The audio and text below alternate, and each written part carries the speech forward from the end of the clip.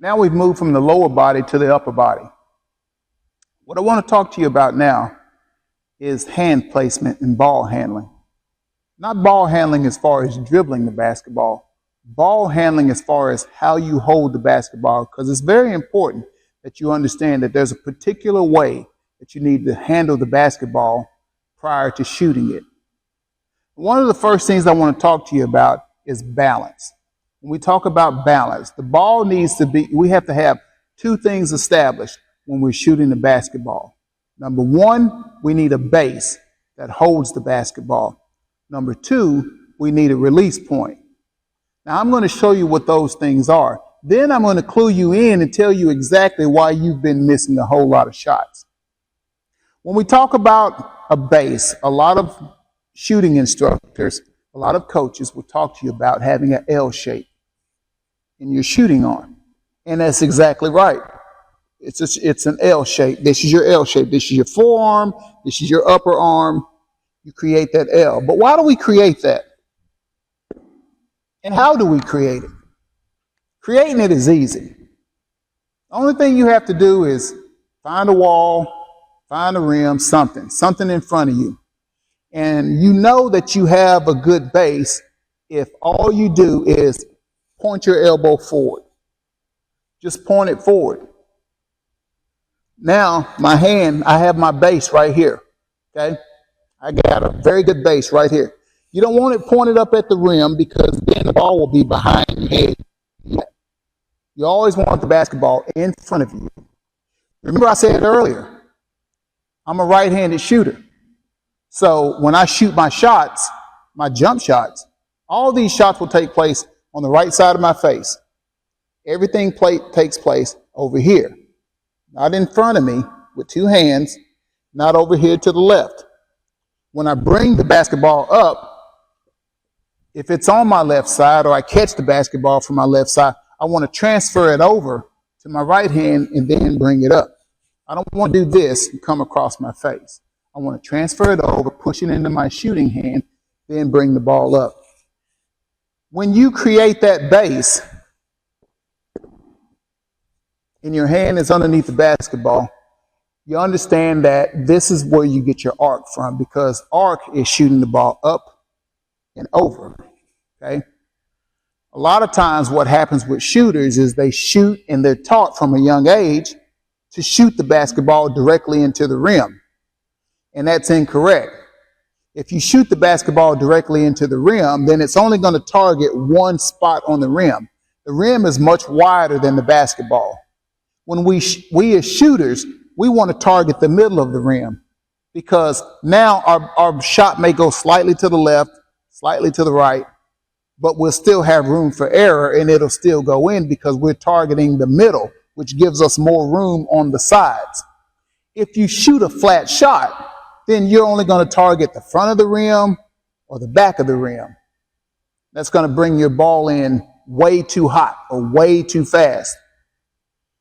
Okay? Now, we've got our base. This is called the release point. Okay? This is the base. This is the release point. The release point is where is the basketball prior to me following through on my shot. You always want that to be right above your eyebrow. You can see here, right above my eyebrow. That's where you want your release point to be. Now, the reason that you miss a lot of shots is very simple. It's never been explained to you this way, but this will make a whole lot of sense once you hear it. When you shoot the basketball, the goal is to try to shoot the basketball the same way every time, to keep everything the same. Everything is constant, okay? The reason why you're missing shots falls back on your base and your release point. Let me explain. You're going to generate power and you're going to follow through on the basketball, okay? Anything that moves between your lower body and your release point is going to throw your shot off. They're going to absorb the energy that you're building up with your lower body. You don't want that to happen. Every bit of energy that you create, every bit of force that you generated, you want it to go from your legs to your shooting hand to the basketball so that you can place the ball wherever it needs to be. Here's what happens with shooters. Let's say I shoot my first shot and my base is locked in and I shoot it and my base stays right there.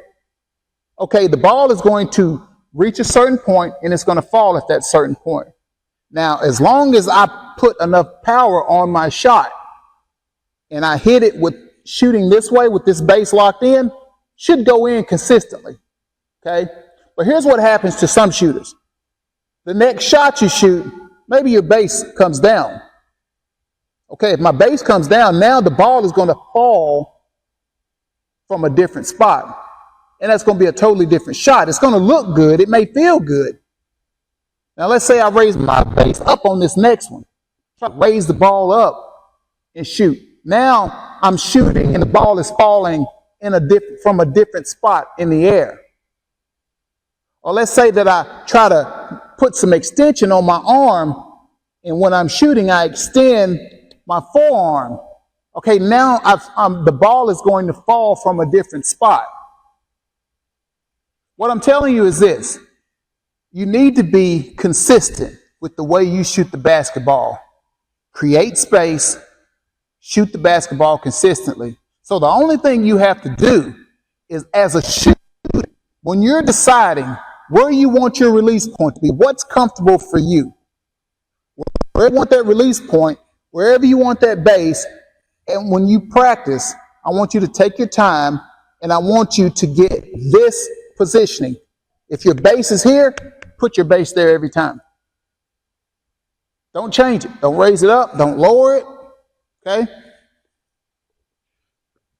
If my elbow is pointed at the floor and not forward, then my base is no longer underneath the basketball. It's behind the basketball.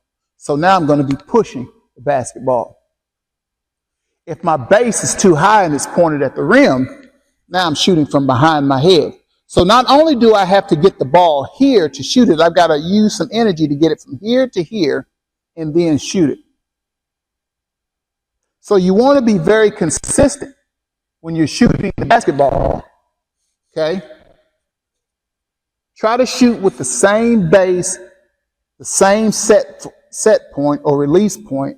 Try to get to a point where, without even thinking about it, this is where I'm releasing all my shots from. Okay? This is where I'm releasing all my shots from. If you can get that, then all of a sudden you're a more consistent shooter. Because I'm going to tell you exactly where to put it, how to get it there. But if you don't get this part right here down and become consistent with your setup, if your setup changes, your results will change. So if you want effective results, if you want consistent results, which is made shots, you're not going to make every shot, because I don't make every shot, but I make more than I miss. And in order to do that, you have to be consistent with your setup. So once again, if there's a flaw in your shooting, the flaw is not your power. It's not your height. It's not where you come from. It has nothing to do with that.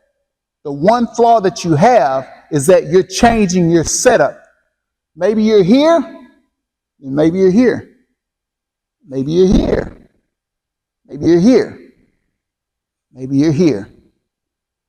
That's why your shot changes. The results change because your setup changes.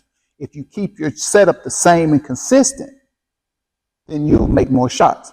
Simple as that.